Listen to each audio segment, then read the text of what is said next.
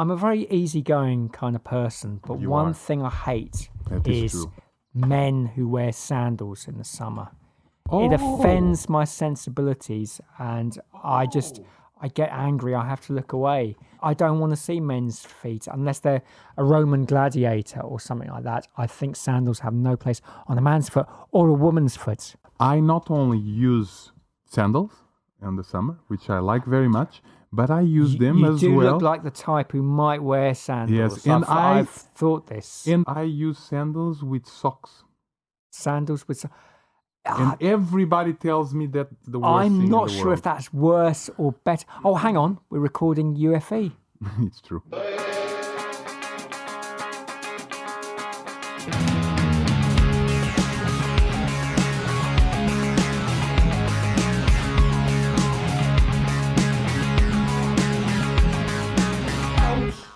Hello, good evening, and welcome to another episode of Unforced Error, which is a middle-aged guy, a 40-something guy, talking about tennis and saying the things that the pundits on TV don't dare say. So I'm joined by my colleague David Redina, Sir David Redina, to give him his full name. And tonight, David, I think I'm right in saying we're going to be talking about the French Open of 2022, which has just been and gone.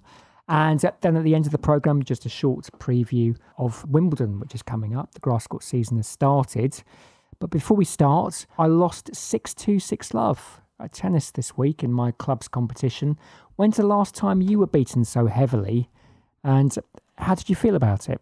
You know, I actually lost a match a few weeks ago against one of those clay court specialists that don't miss and the ball is always coming back. He's a good player, and it was that a friendly or was that a... No, it was a league match. I couldn't hit the forehand. Mm-hmm. The backhand was the only thing that was working, but it was dodgy. Everything was wrong that day. And I felt compassionate to the people that lose. It's funny how if you win so much, you lose compassion. It's almost like life, isn't it? If your life is too good, you don't really feel the problems that other people have. But if you go through those problems too, you grow some sort of compassion or understanding about it that you didn't have from before. So you like to lose occasionally, just to remember the feeling and get the compassion. I don't like to lose ever, but I think there's positives that come from it. And one, which is, how do you deal with that emotion? It's good to be reminded. Yes, it is. If you don't lose, how can you improve? How can you know? Yes. It's good for the rivalry. So in a way, it's what you choose it to be, isn't it? You could look at it negatively or positively. That makes sense. It always makes you feel something that is out of your control. But then how you respond to that emotion is where you have a choice. Yes. Yeah. What was the score in your match against Thorin? It was like 6-4, 6-3 or something. Well, that's pretty close. That's closer than the French Open final between Rafael Nadal and Casper Ruud. Is that how you pronounce it? Casper Ruud. Ruud. I probably can't pronounce it correctly. Yes, and let me give you some kudos for spotting him out before the tournament. Thank you. I will always accept kudos whenever it comes my way. I didn't actually predict it on UFE. I predicted it in a private text conversation. It's true, right after the UFE. And to be fair, I did predict I thought he could go all the way, by which I meant I thought he could go all the way to the final. Exactly. And I didn't say I thought, if he meets Nadal or Djokovic in the final, then he will be making the loser speech, which is what turned out to be the case. 6-3, 6-3, 6-love. First time he ever played Rafa Nadal. True. Would you think that was a factor in the result, the fact he'd never played him before? I'll start by saying Ruud is a lovely guy. Absolutely. I really like him, and that's the kind of champion I want to see holding trophies more than all the other guys that are around. Ruud is what makes him why is he a lovely guy? What do you think makes you call him a lovely guy? Because of the way he presents himself and he acts around and he talks and he smiles and there's something really nice about him. Maybe I'm wrong. Maybe when you meet him, he's actually not what you're looking at. But through the lenses of the TV and the interviews, he's really wonderful, and that's the kind of player I want to have around, to be honest. And he doesn't celebrate all the time like Alcaraz does, so that's pretty cool and stylish at the same time. But anyway, this to say that. But to answer your question, I think we have to definitely give a little bit of credit to the first time playing against Nadal, and as first Grand Slam finals. But having said that, I was disappointed with his attitude in the final. 6-love at the end is giving up. Yeah, and I think by his demeanour at the end, before the speeches, sitting in his chair, I think he was disappointed. Like, I didn't give a proper account of what a talented player I am. But then Nadal does not let you do that. I totally agree with your comments, David. I think Ruud seems a really nice person. We've got a friend, Marco, who actually, at the start of the tournament, sent a WhatsApp picture of him posing with Casper Ruud at an airport. And he's just the kind of guy who would take time out if you saw him at the airport. He seems that kind of guy who would take a photo with you, have a selfie with you, rather than brush you off. And I totally agree about he doesn't over-celebrate points like so many other players do. Yeah. You know, they win a point 15-love in the third game of the first set. And it's like they've won the Holy Grail kind of thing. Oh, my God. So, yeah, very nice and... modest kind of person, very talented, very neat. But I remember years ago a player called David Nalbandian reached the Wimbledon final in pretty much his first ever Wimbledon, where he faced Leighton Hewitt, and he'd never played on centre court before, and obviously the final was going to be on centre court.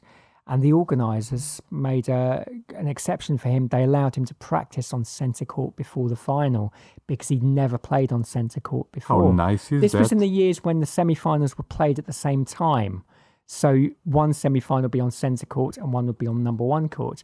I think there should almost be the same thing if you've never played Rafa Nadal before. You should get an hour practice with him just to get used to those looping great, stiff-armed forehands that he does. It's not fair, you know. You got to feel Tyson's punch before you go in the ring with him. That's true, yeah. That's true, because when you get punched, then you know you can take it or you can't. Yeah. Yeah. So yeah, I felt sorry for Ruud. Nadal even on one foot, which effectively he was on really. Now we know what's going on. Yeah, he explained in the post-match interview that he's actually played the French Open with injections on his foot, and he had no feeling on the foot. No, and he's not prepared to do that again. Can you imagine playing without feeling your foot? A sport that requires footwork. Well, yeah, I mean... It's interesting, no? It's like you stepping with your foot on the floor and you don't feel it. It's so important, transferring your body weight How did he do it? Strokes. And Nadal said that he's not doing this for Wimbledon. No, which to me, as a big fan of Wimbledon and Roland-Garros, I love Roland-Garros. Your two favorites. Yeah, my two favorites. Mm-hmm. This is nitpicking, but I do find it slightly disappointing because I think Nadal is a very good grass court player. You don't win Wimbledon twice in the era of Federer. Against a Federer that was coming back. 2 sets to love down. How did he do that? Considered the best final of all time. Because he was fearless, I suppose, and young. And I know he's had a barren patch at Wimbledon, but he seems to have come out of that. He ran Djokovic very close not so long ago. I think it's a shame. He misses a lot of Wimbledons, and I know the clay court season is longer than the grass court season, and it takes it out of you. But there seems to be more picking and choosing amongst all players, in the ladies and the men's, of what tournaments they play. How many people were missing the French Open this year? And I know there were some valid reasons. Curious. Federer. It's related with love with clay. He doesn't like it very much, and he skipped the whole season of clay. Yes, which is just... it's just unbelievable. Why wouldn't you play? It's like a fireman refusing to go to fires in people's houses or in something. Specific houses. It's such a big part. It's really a third of the tennis season, isn't it? You've got hard courts, grass. And I'll tell you, I'm not a professional, but I've played in all surfaces. And I'll say, tennis is fun in all of them. Tennis is about running after a ball with a racket and hitting back to the other side. All the courts do that. I don't understand this. We seem to be moving to an era when all the top players were good on all surfaces. Yeah. And now we've got it where there's a bit more specialisation. Medvedev just isn't very good on clay. No, he really isn't. He's got finally the flat doing strokes. well, but yes. And Kyrgios chooses not to play on clay. Murray chooses to play on clay, but I won't turn up to the French Open. And I know you can say he's got a metal hip and stuff like that, but you never know. Tim Henman, he could have avoided clay, but he gave it a go and reached the semi-final quite late in his career. He could have taken that attitude. I'm getting old, I'm not going to play clay, and he would have missed out on a French Open semi-final. Yeah. And he could have won the tournament. The draw was almost opening there. up for him. Yeah. I think it's a shame. Side note about Henman, relating to the Marco story about taking a picture with Casper Ruud. Once upon a time, in the O2 finals, we were there, me and a friend, and you know how I feel about Henman. And No love lost. no love lost. He's becoming a better commentator. I have to hand that to him. But so he was in this hut somewhere for people to take pictures with him. And it was very sad what I saw. So my friend lined up to take a picture with Finn Henman. And it was just the most impersonal picture I have ever seen. It's like he did not give a damn about the person that was next to him. And even if you don't give a damn, show something, you know? Give something of yourself. Oh, exactly. He didn't. Because it was someday, weird, man. the friend of the person you're taking a photo with is going to be on a podcast talking about how Tim Henman was impersonal. That's exactly it. And I felt sad for my friends. Like, why would you even put yourself in a position like that? Take a picture with a guy that doesn't even give a damn. Anyway, going back to the French Open men's. Yeah, what else stick in your head about this tournament with the men's? Monfils was injured, so he was missing Berrettini, who's back for the grass court season. He was injured. So, yeah, there are a lot of absences. Was it a great French Open? Did you enjoy it? Well, right back at you, did you? I always love it. Was it one of the better ones? Or? It was very special until Medvedev and Alcaraz lost.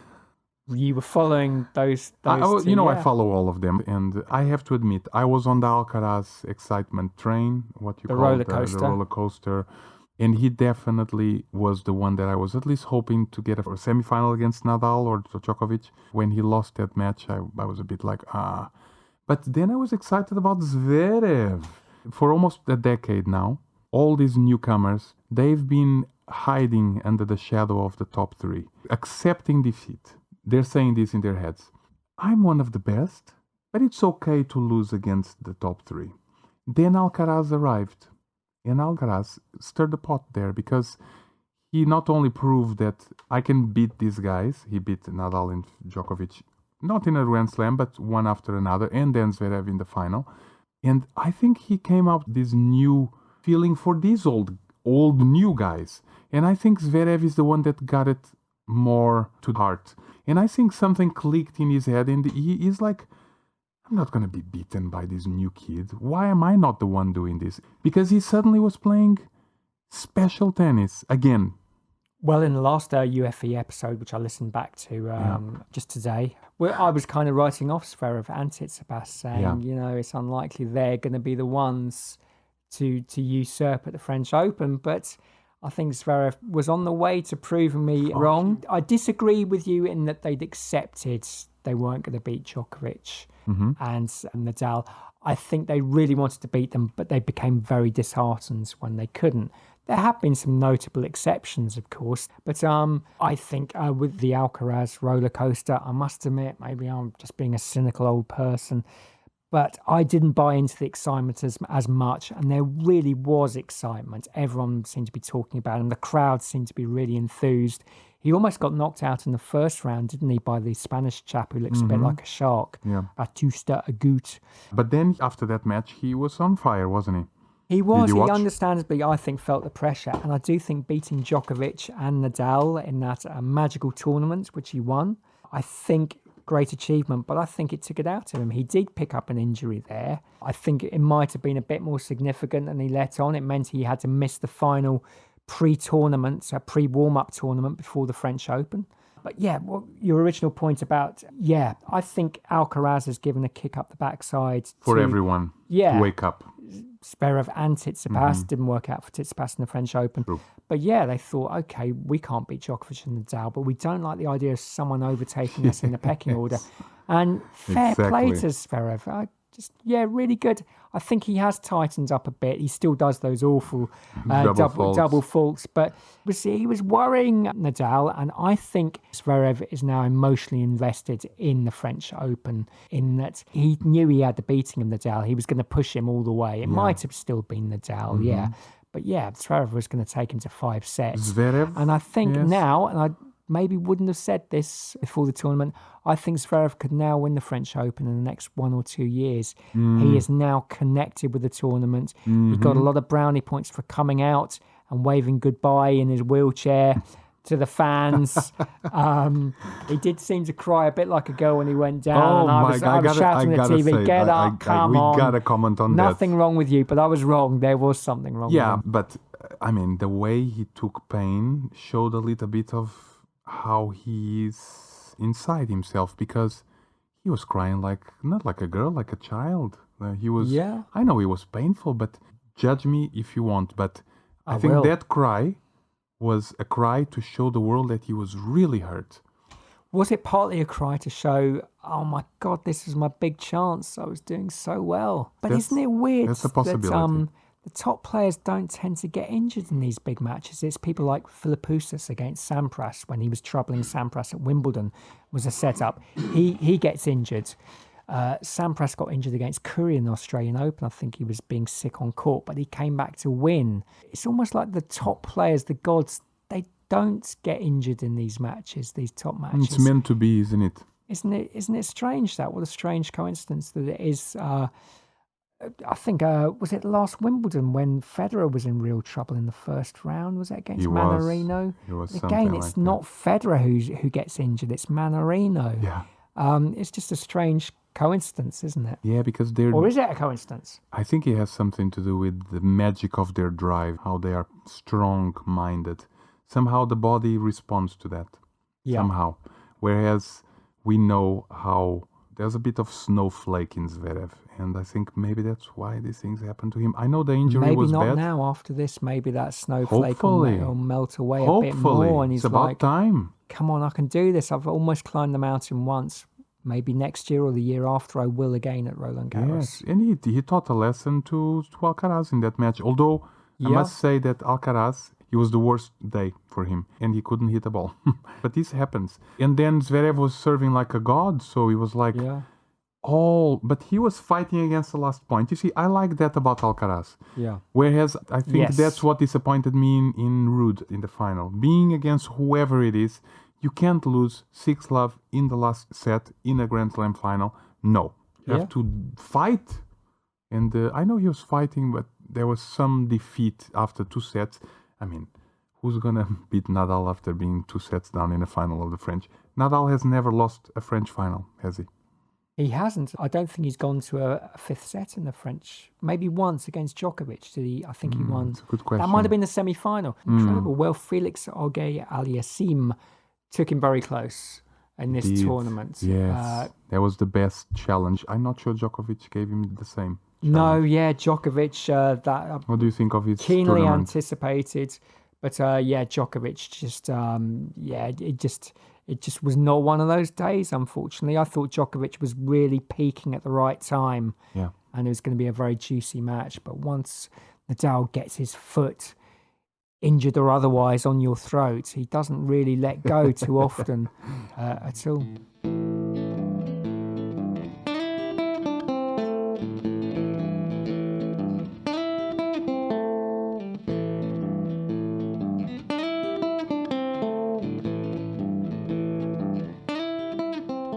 and speaking of these records, 22 Grand Slams. It's 2 away from the other 2. That's why I wouldn't mind Federer winning a couple of extra Wimbledons. I know. Because of that other race, the separate race alongside. Yeah. Can Federer do it? Oh, man. Yeah. You know, I believe in another miracle.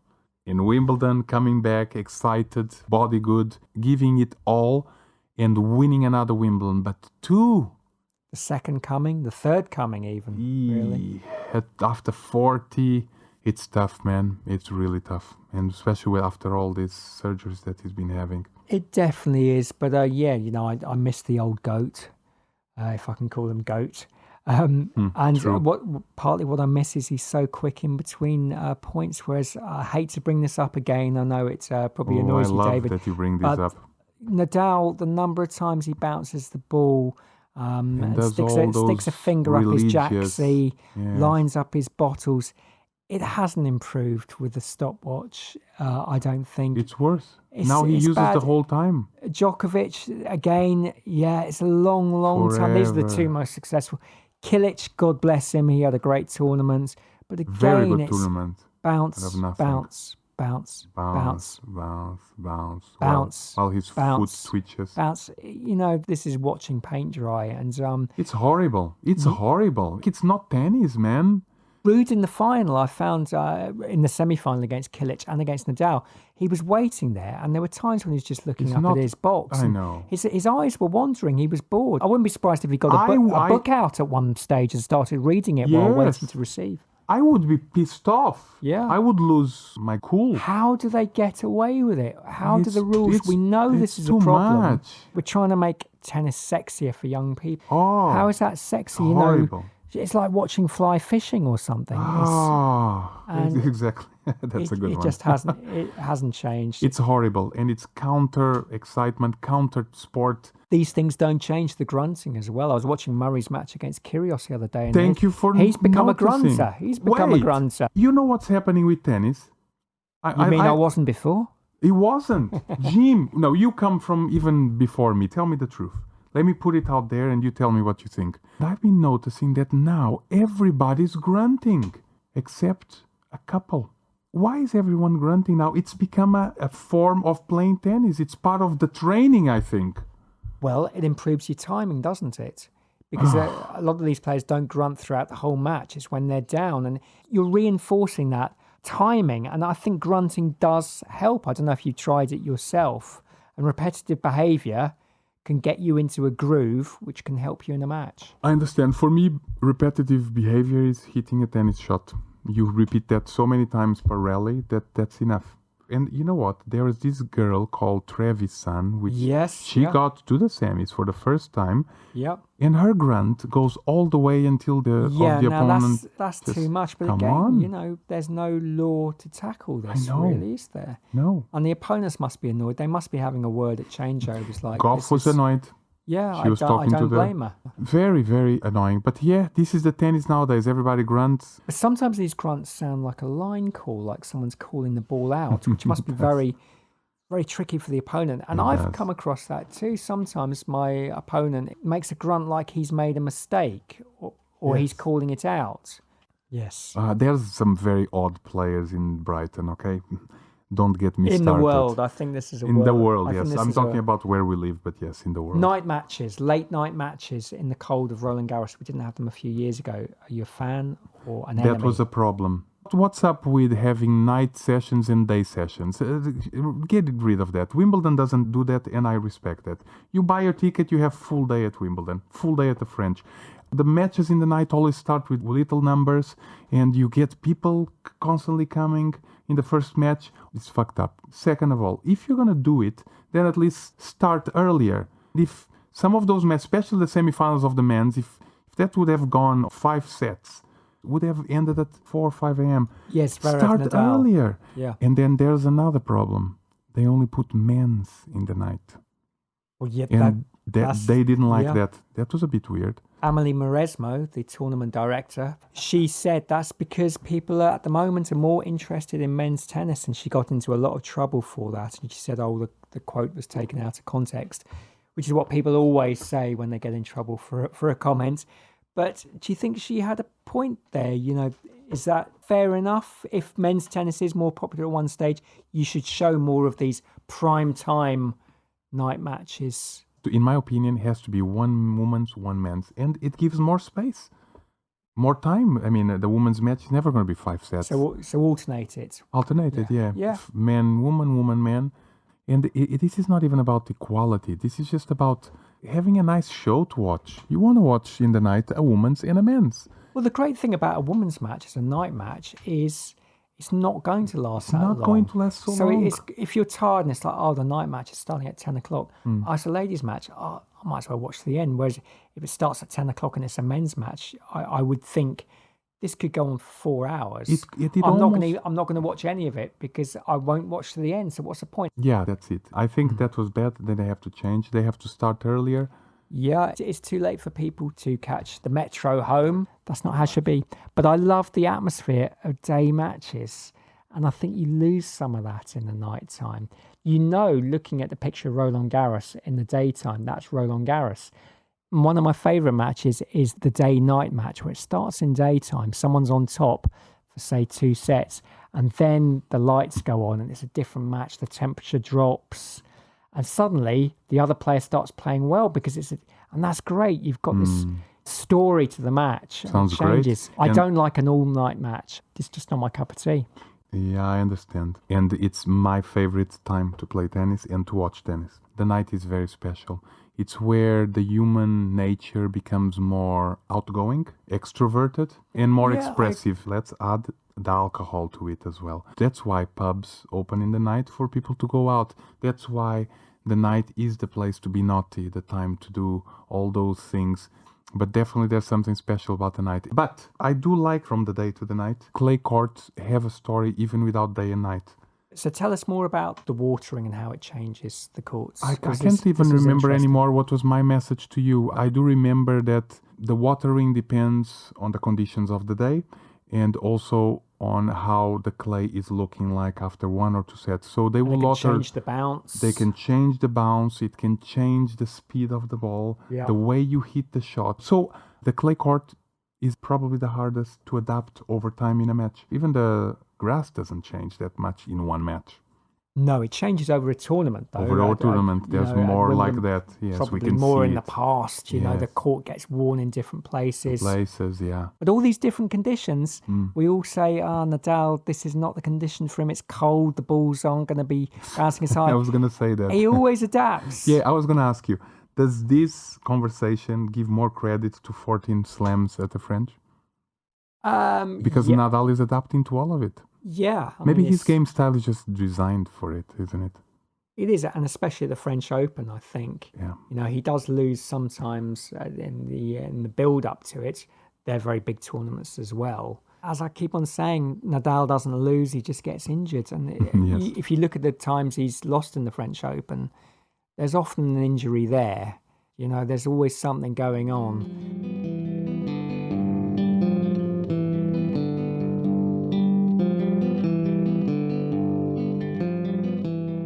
Okay, so now we'll move on to the women's, which is, for me, the most exciting part of this Grand Slam. You thought the women's was better than the men's?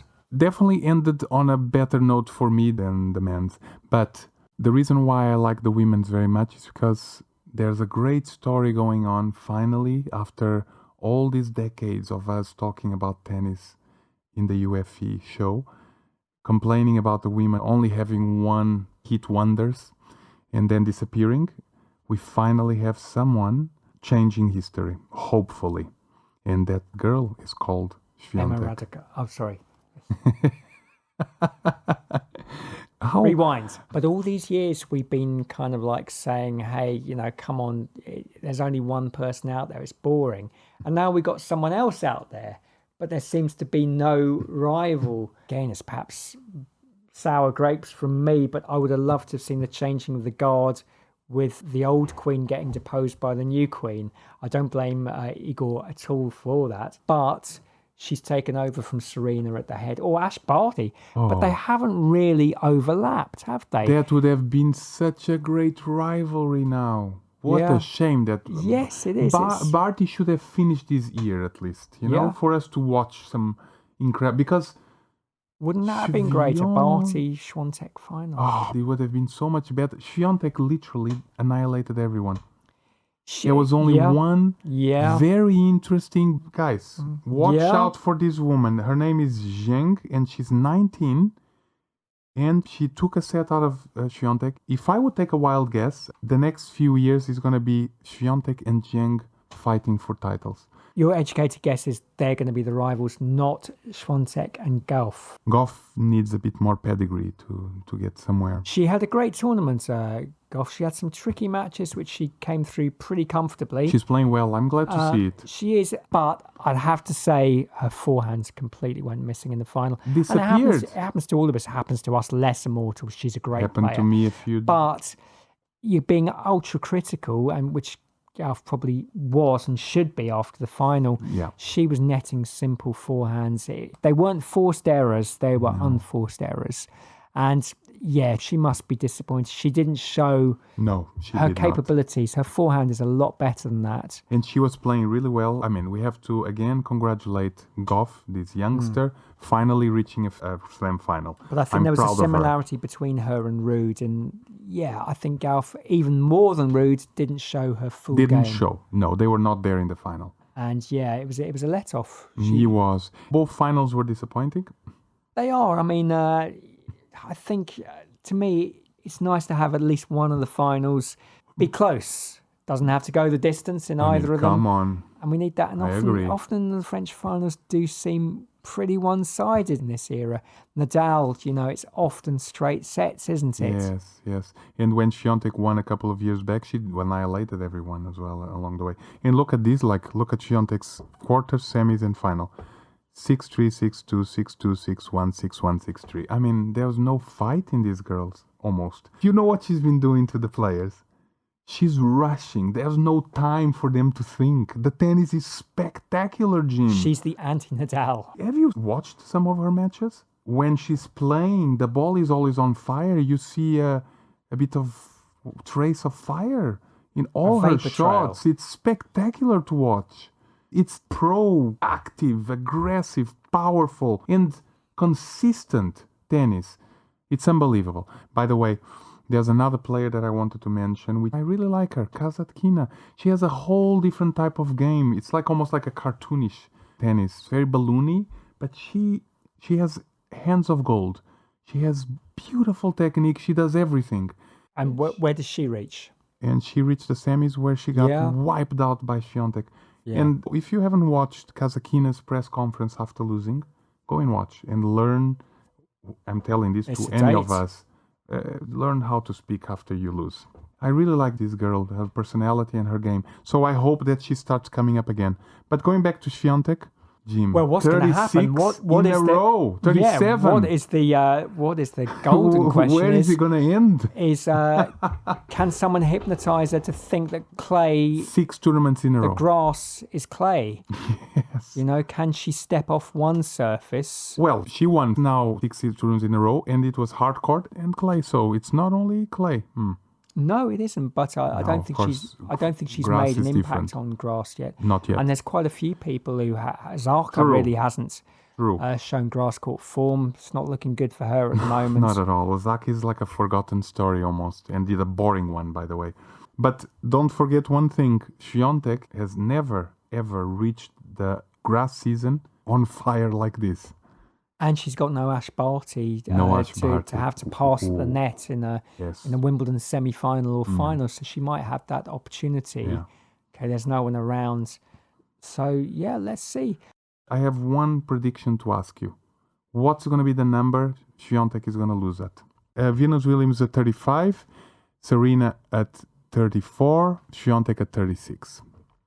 She is going to win 41 matches in a row and lose the 42nd.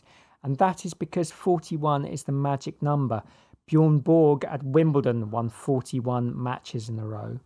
Roger Federer at Wimbledon won 41 matches in a row. So that's how many Świątek's going to win, which begs the next question. Wimbledon, is she doing a warm-up tournament first? Or she's going because for the Wimbledon. If she isn't doing a warm-up tournament, that means she's not going to reach the Wimbledon final. Yes. It means she's going to lose in the quarterfinals, I believe. Okay, my guess, and I'm going to be wild here, she's going to go to 100. She's going to go to 100. She's going to win everything. Well, that's a... Nobody's going to beat her ever. This year, nobody's beating Świątek. Boxer Rocky Marciano won 49 fights in a row. Wow. Larry Holmes won 49 fights in a row. Amazing. So that's another number. She could get to maybe 49, I like that. but not 50. Yeah, 50, not 49. Okay. Yeah, so there you go. So she would win Wimbledon, maybe. Yeah, I hope so. And any final notes on the women? Anything you want to mention? Świątek needs a rival. It's not her fault that she hasn't got one. She can't make one. She can make one.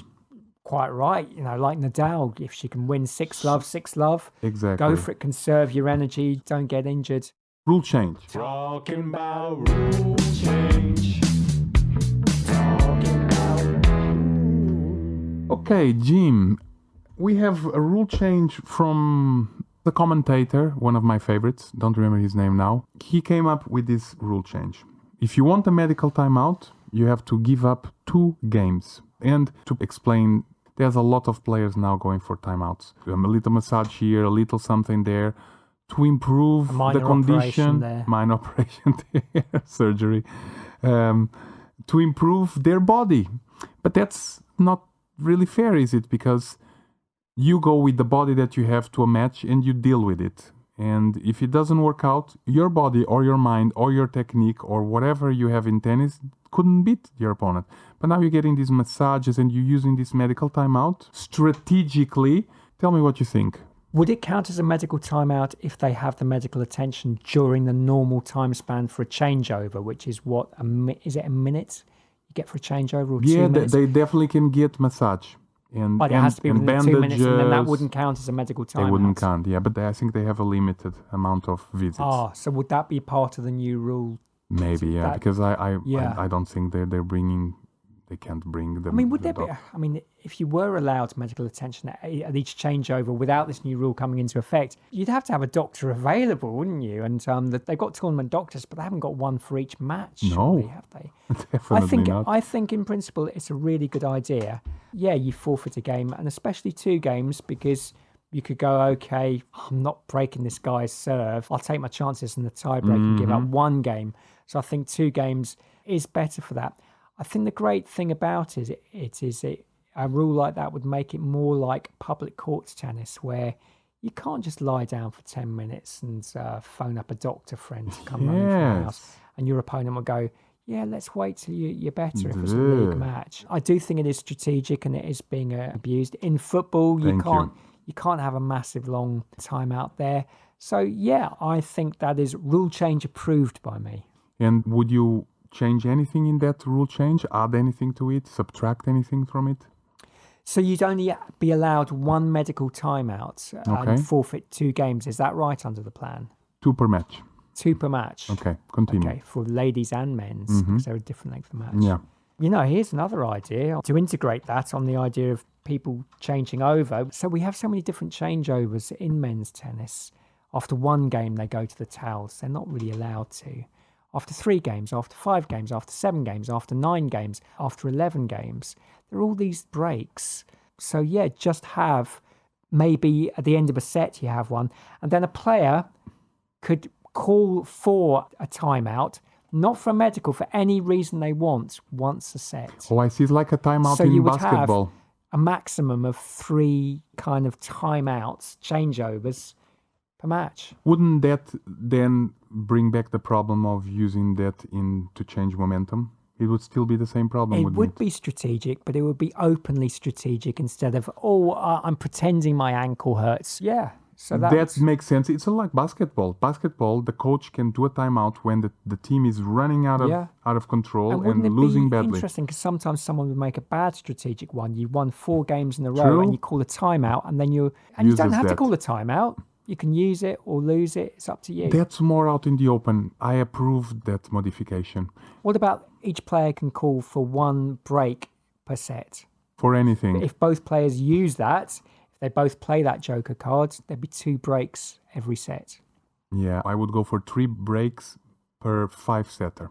For the whole of the 5 sets? For the whole of the... Per player or for... Per player. Okay, so 6 in a match. And 2 breaks per best of 3.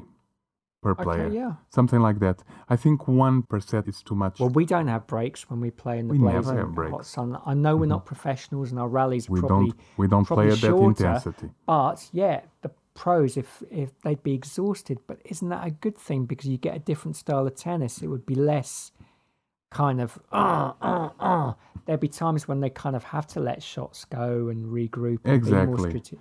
And what happens to the one that is not injured? He has to pay a price for the player that is actually getting the medical timeout. I really like this rule change, and there it is. I think we're both agreed that something needs to be done about it. No, something. Obviously, we don't want people to play on with broken legs or anything like that. Would this new rule change, how would it apply to Zverev? It's definite he isn't faking it after the initial cries like a young sheep. So He'd be allowed the kind of 3-minute medical timeout, just the one. Whatever is the injury, the player is the one that has to choose what means a medical timeout to them. Could your opponent overrule it and go, look, I know this guy's injured. I'm going to let him have 10 minutes. Could you add that into the rule change?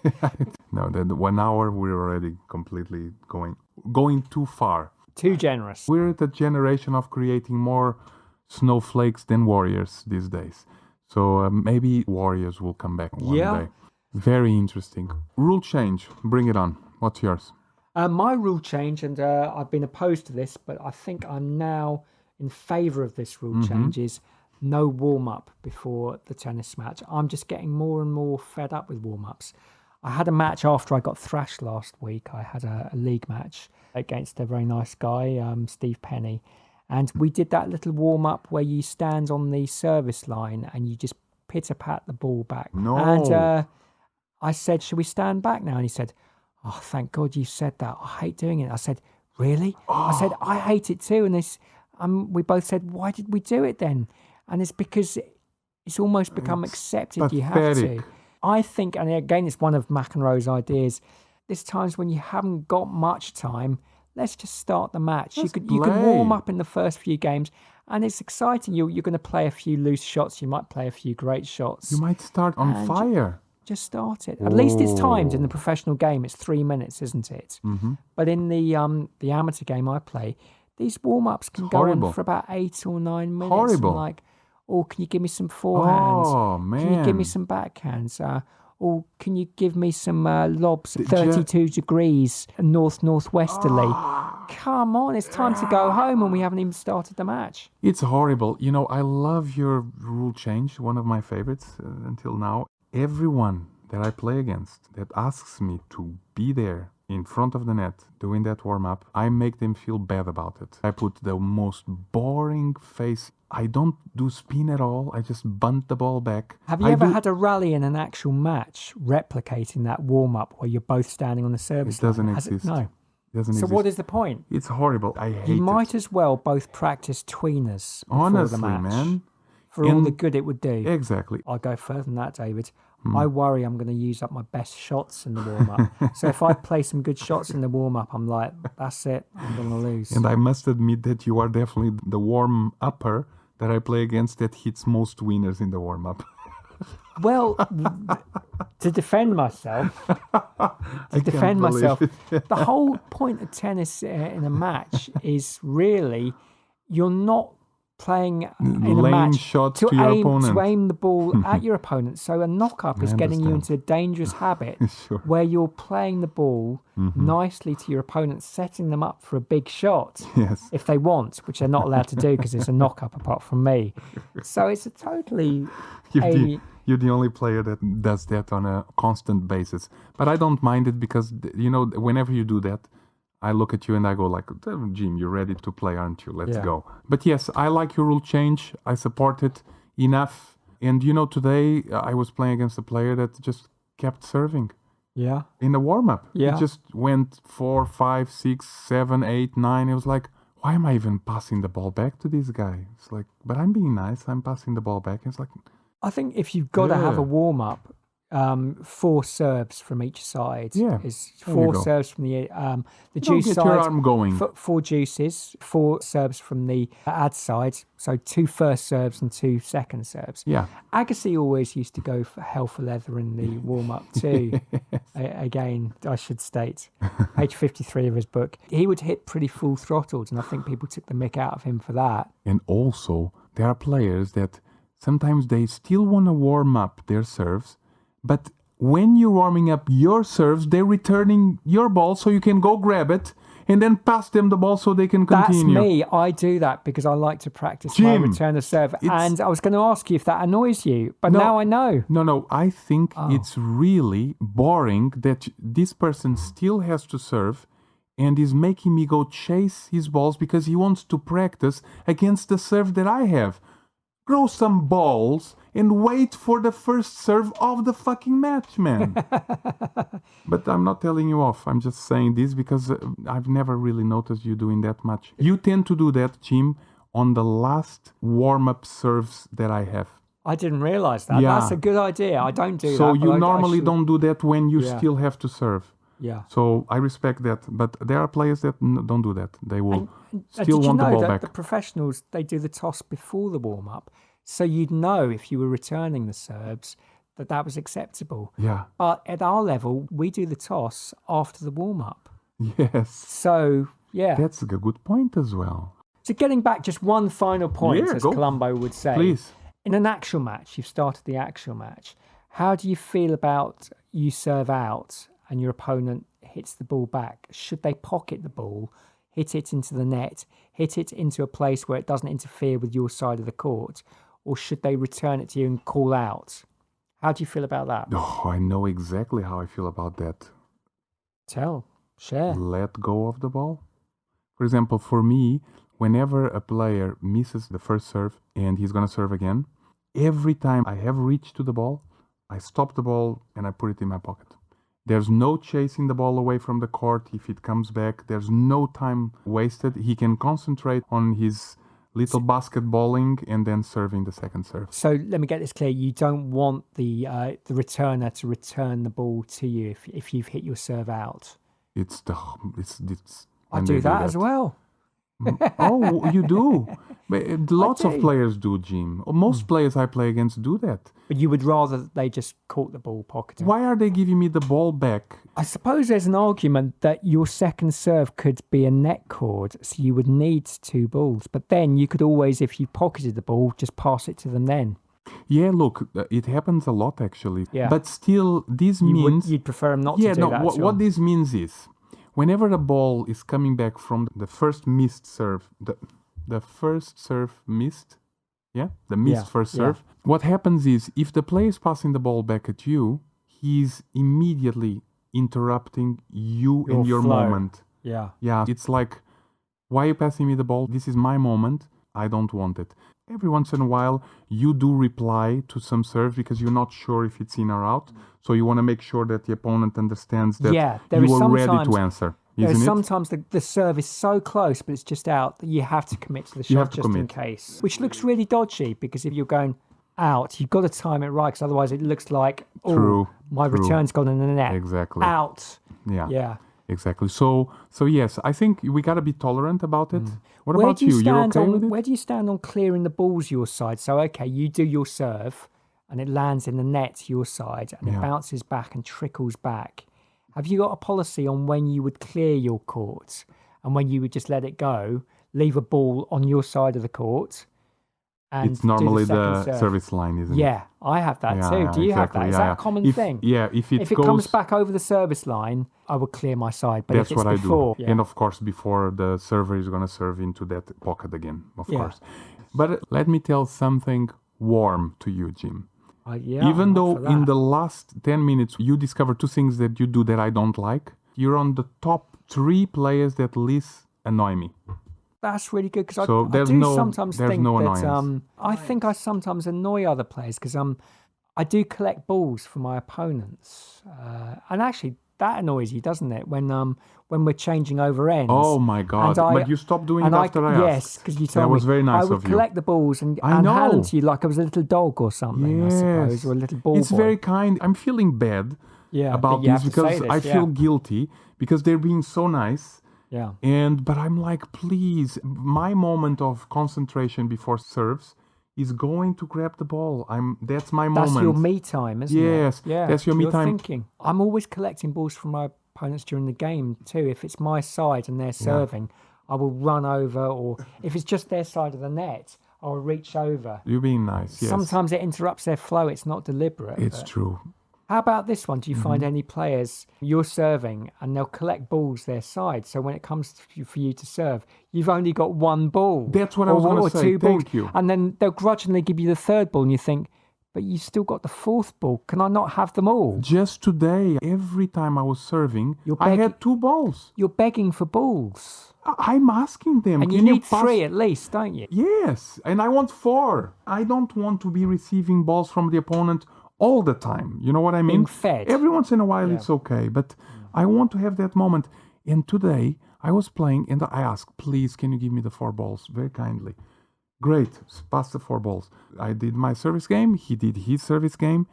It's back to me, 2 balls. And I'm like, didn't he understand that I want 4 balls? Yeah. Please, could you pass me 4 balls? Yeah. And we're on this every service game. It's like, Yeah. do they do it And on it starts purpose? to prey on your mind before it's your turn for a It serve. does. Do they do it on purpose? I found it with a few people, and They yeah, have to. yeah. But So then I'm gonna I've do been it. accused of it too. It's like, can I have a 3rd ball or a 4th ball? I'm awfully sorry, you know. Yeah, it's good A to know. distraction every once in They a don't while. discuss this on Amazon Prime, this kind of No, thing, do they they? And this is don't. what I think makes, maybe I'm being vain, our podcast a bit different and better. Definitely. Is that this isn't a Definitely. consideration. Definitely. These things, man, everything is so politically correct these days. It's sad because I tell you, I'm sure the commentators in the 70s or 60s were more outgoing, more daring. They had to be. Nowadays, there's so many lines that you can't cross. And that's a problem with society these days. My rule change is abolish grunting. Abolish grunting. I mean, how There's not much. I don't how you even gonna- know how to go about it, but like, there you know, has how to would be. you remove a bark from a dog? Yeah, exactly. It's a not problem. easy. It isn't. I would just love it. I don't like it. They should maybe come up with. We talked about it once upon a time, but there's some sort of volume level checker. To go with a speed clock. Yes, and go like, this is too high. You can't be doing that. Sorry. Do deaf tennis players grunt? I wonder. There's a question for Mrs. Google. Wow. Okay. If somebody knows, let us know. All right. Great. Thank you very much, Jimmy. It was really good conversation. No, thank you. And I think there's only one way to end this episode. Yes.